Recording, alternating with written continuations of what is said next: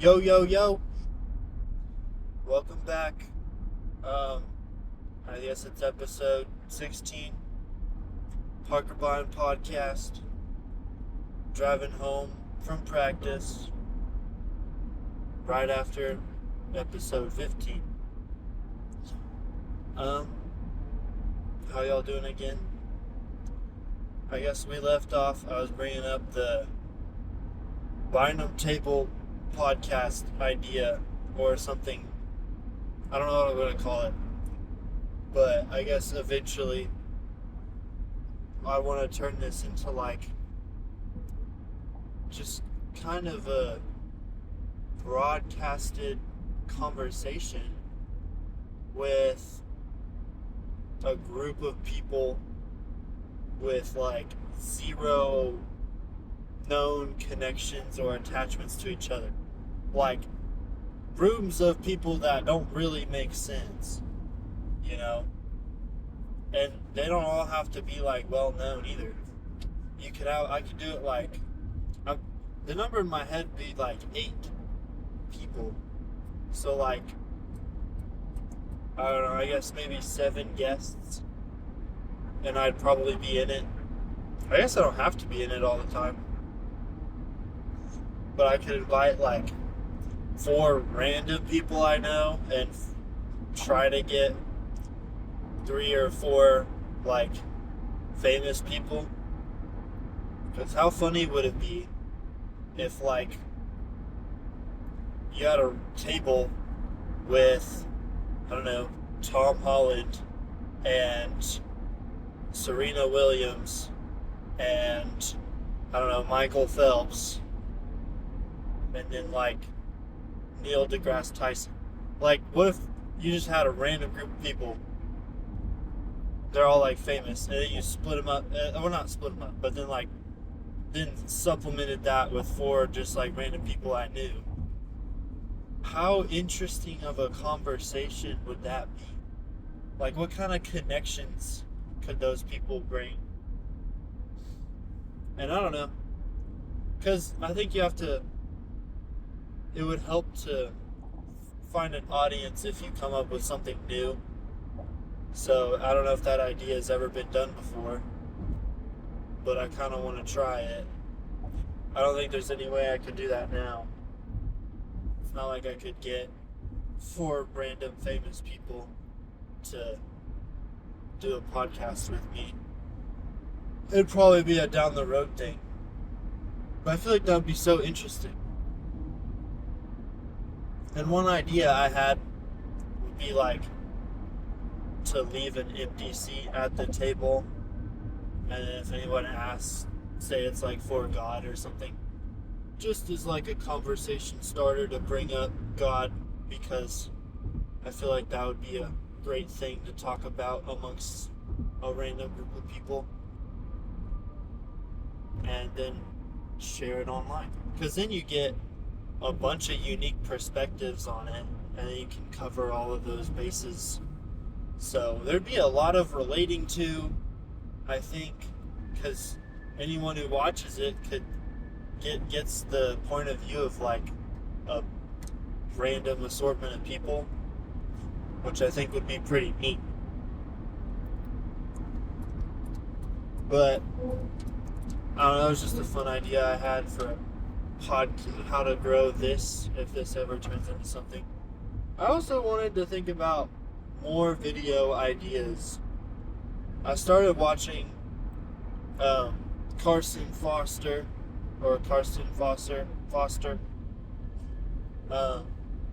He's a pro swimmer who swims under Bob Bowman at University of Texas, and he started posting weekly videos about being a pro swimmer. And it's very interesting to me, his life, diet, training schedule, practice style, and all that. And I wish I could do that, but I don't have the means to be a pro swimmer yet. So I'm not really at that point. I don't know, my week's all over the place. I don't wake up, eat swim, sleep.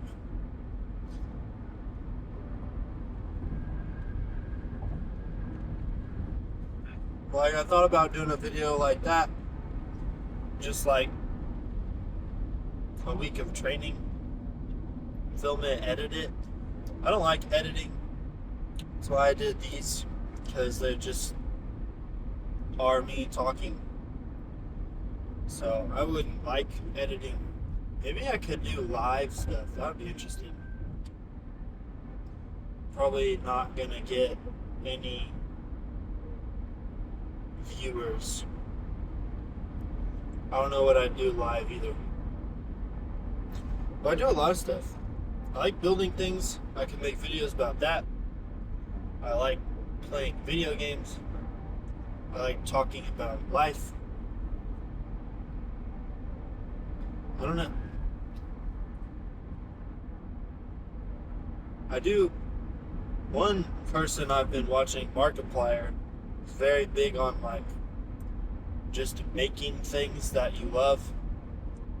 And I do really enjoy making things. So I almost wonder what the best way that I could share that with the world.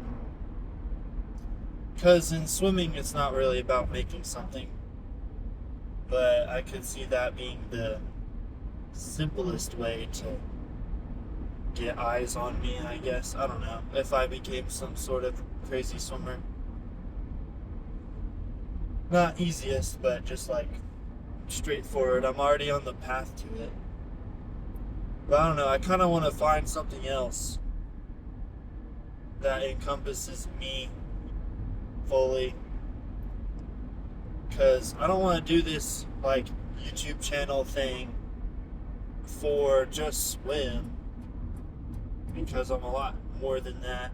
I don't want to do it just for construction. I don't want to do it just, like, yes, Jesus content. But like, I'm not a Bryce Crawford of the world. Like, I want it to be a part of my brand, but I don't know. I feel like one of my specialties, or like one of the things I'm gonna have to figure out and learn and grow in, is how to apply living like Jesus in a lot of different aspects, because I'm kind of in a few different fields of things, like just being in college, being in engineering, construction, swimming, and all that. I don't know. I guess branding will kind of define itself. It's more what people associate about you to your face, and your brand is what people associate with you. So I guess I just hope my brand aligns with who I am. But I don't really know how I need to do that. I probably don't need to think about it too much and just do whatever I feel is right. I don't know, what if I did a cooking video one time? I feel like I really like the idea of doing this podcast thing with other people, but I don't drive people around very often, and I've named it the car cast, so I kind of have to do it in a car. But I don't know. Maybe they could just be extra episodes, not included in the car cast series. That might be good.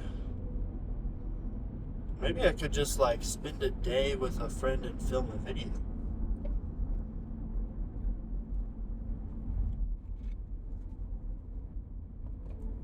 I don't know.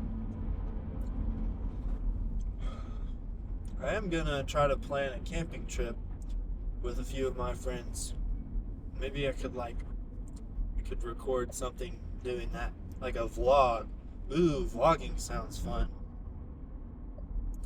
Day in the life. Not a normal day, I guess. But I think the best way to reach an audience is like to actually make them feel something with whatever they're watching. Like Markiplier, again, great example of a content creator who actually has influence on his audience. And it's like, because it's like they've given they're so willing to watch his stuff and like listen to him. It's not any sort of like control thing, which is why I think that's very interesting. But he did a project that, he started it, and he worked really hard on it for a whole year, posting videos every day, all the time. But from day one, he said it was going to be deleted in a year, and he literally deleted it. So, I mean, like recorded hard drives of it, maybe it could be still on the internet, but essentially it's not easily accessible. Like, it was deleted off the internet. And he said it gives this meaning. It was supposed to represent the deeper idea of losing loved ones and all that. Like, he said it, or I guess someone else said, like, the project embodied what you would do with your best friend for a year if you knew that was their last year alive. Like, that was the meaning of it, and it moved a lot of people. But then there's a whole side of the internet that's purely entertainment with zero meaning at all, such as like shorts, scrolling, even some longer videos where it's just high paced, like Mr. Beast or whatever, where it's just supposed to get you to click and watch it because it is eye candy. I don't know. I think the best way to reach people in a meaningful way is to not try to be something you're not. Like, I even started like thinking about what I was going to talk about on these more, and I tried to curate it more, but I don't think that's the real me. Like, if I'm just sharing my thoughts while I'm driving home, then I just need to not really think about it or worry about what I'm going to say, because then it's like curating some version of me that isn't actually like what I would naturally say. So the unedited, longer form stuff where you can like relate with people, I think is how you can actually build a meaningful audience. I kind of don't really know what you need to do to build a large audience other than consistency, I guess. I'll probably learn someday. I'm not worried about that though. I'm just doing this for fun. But hopefully it's successful. I don't know. I'll keep thinking. Maybe I'll try a new style of video. I don't really have a camera or anything though. This is just on my phone. But I could make it work. I'm pretty crafty. Alright. Episode 16 done. Thanks for watching.